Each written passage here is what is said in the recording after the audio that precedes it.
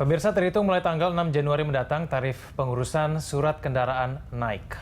Nah, kenaikan ini bervariasi, bahkan ada yang naik hingga 275% atau hampir 3 kali lipat dari biaya sebelumnya.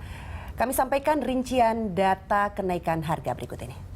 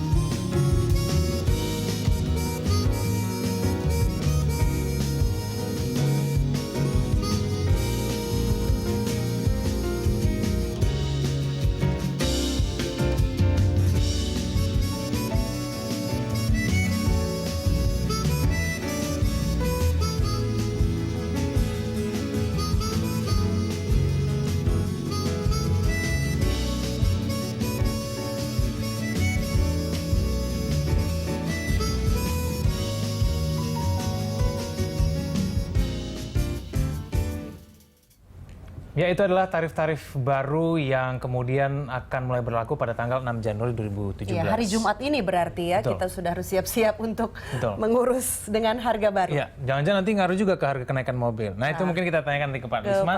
Nanti saya tanyakan dulu kepada Pak Refdi. Pak Refdi, saya ingin konfirmasi sekali lagi, Pak, ini berkaitan dengan besarnya biaya pembuatan SIM A, B, dan juga C, Pak. Ini naik atau tidak? Dan kemudian nasibnya dengan adanya pemberlakuan sistem baru SIM C1, C2, dan C3 yang disesuaikan dengan kapasitas mesin motor, itu bagaimana, Pak, kemudian? Ya, terima kasih. Yang pertama saya ingin menyampaikan bahwa PNBP dengan PP 60 tahun 2016 itu ada item-item yang naik, ada juga yang tidak, ada juga item-item baru atau jenis baru. Nah, gitu. Kemudian khusus untuk SIM, untuk semua golongan SIM, kenaikan itu tidak ada. Ya. Oke. Saya ulangi, untuk semua golongan SIM, kenaikan itu tidak ada. Untuk SIM baru, roda 2 dan roda 3, baru adalah 100.000 dan perpanjangan 75. Demikian juga untuk SIM kendaraan roda 4, A dan seterusnya, baru adalah 120.000 dan perpanjangan adalah 80. Gitu. Kemudian yang ditanyakan tadi bagaimana dengan adanya peningkatan golongan SIM C1, C2. Untuk C1 kita sudah rumuskan bahwa nanti akan diberlakukan setelah sarana dan prasarana ada pada kepolisian. Demikian juga untuk SIM golongan C2. Jadi C1 itu adalah di atas 250 cc sampai 500 cc. Kemudian C2 adalah di atas 500 cc. Demikian, Pak. Baik. Iya, Pak, ini kan tadi kita sudah tampilkan grafiknya, memang seperti kita katakan ada yang naik hampir 3 kali lipat seperti pengurusan BPKB. Nah, pertanyaannya kemudian dengan tarif yang sudah meningkat sangat signifikan ini, apakah kemudian calo atau pungli itu bisa terhapuskan sama sekali? Ya, kita memang sudah komitmen kita pada sentra-sentra pelayanan itu tidak ada calo. Ya, jangan ada wajib pajak atau pemilik kendaraan atau siapapun yang melakukan pengurusan kendaraan, pengurusan SIM dan lain-lain itu melalui calo, ya. Tidak ada itu. Kita tetap orientasinya, koridornya adalah PNBP, penerimaan negara bukan pajak. Kalau ada yang lebih dari itu, perlu dipertanyakan dan kemana itu. Oke, ini tadi saya mengingat penasarannya Egan bagaimana Pak Lisman mengatakan itu, tapi sebetulnya kita belum paham. Itu tuh apakah juga berkaitan dengan calo, Pak Lisman? Ya, itu jadi salah satu diantaranya yang menjadi beban setiap orang berurusan dengan biasa ya, pelayanan publik selalu bertanya, nanti setelah bayar yang resmi ada lagi nggak? Kan gitu ya. Nah, kalau ini sudah dituju atau bermaksud untuk menghilangkan pungli dan merubah image total ya, bahwa semua harus berbayar secara pasti, resmi, ini satu era yang menurut saya cukup menantang ya. Dalam beberapa tahun ke depan kita akan merasa bahwa urusan, apalagi terutama kepada kantor-kantor kepolisian kan, biasanya di daerah dan mana-mana, itu selalu ada kekhawatiran kan ya, bahwa saya bawa duit cukup nggak kasih. Karena ada angkanya sekian, tapi ada lagi nanti ada angka baru lagi gitu. Itu apa namanya ya, beban psikologis masyarakat ya kalau mau mengurus ya. Mengurus apapun biasanya kan begitu ya. Nah, kalau ini sudah bisa diatasi, saya kira ini satu kemajuan besar untuk pelayanan kepolisian ya.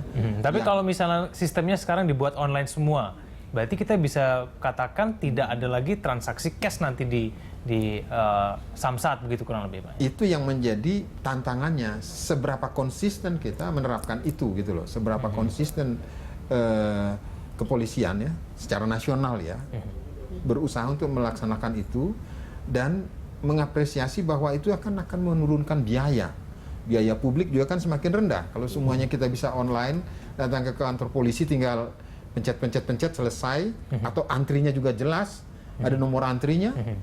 Kan coba di tempat pelayanan publik tertentu kan sudah ada kemajuan-kemajuan bahwa itu bisa dilakukan seperti itu. Tapi kan tidak berlangsung di banyak secara merata ya.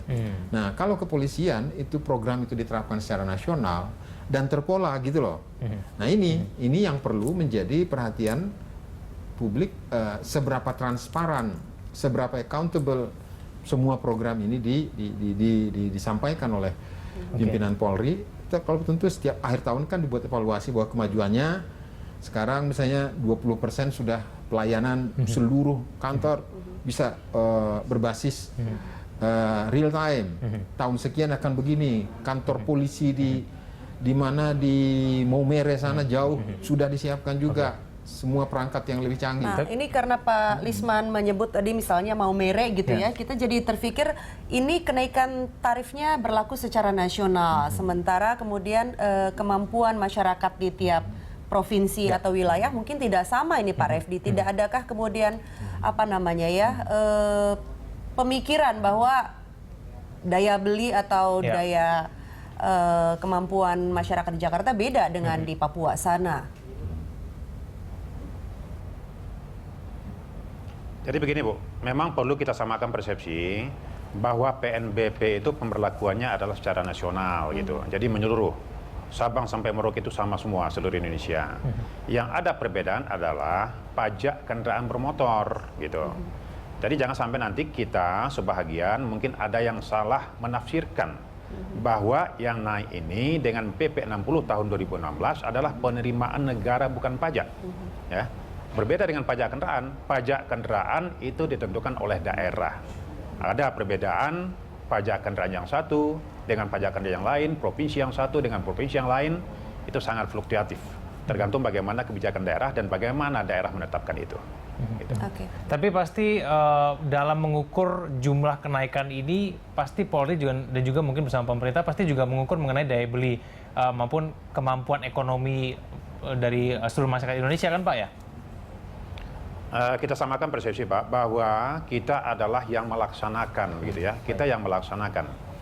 Pengkajian-pengkajian ini dilakukan secara bersama-sama lembaga terkait, Kementerian Keuangan umpamanya, Menko Polhukam, Kumham dan lain-lain, perundang-undangan. Semua mencakup di sini dalam rangka perumusan-perumusannya. Dan ini juga bukan rumusan dalam waktu yang sangat singkat, perjalanan panjang untuk menuju ini. Oke, baik. Saya kembali kepada Pak Lisman. Pak Lisman, selain dengan harapan bahwa pungli nantinya akan berkurang, bahkan akan hilang sama sekali, kira-kira efek dari pemberlakuan kebijakan ini akan seperti apa?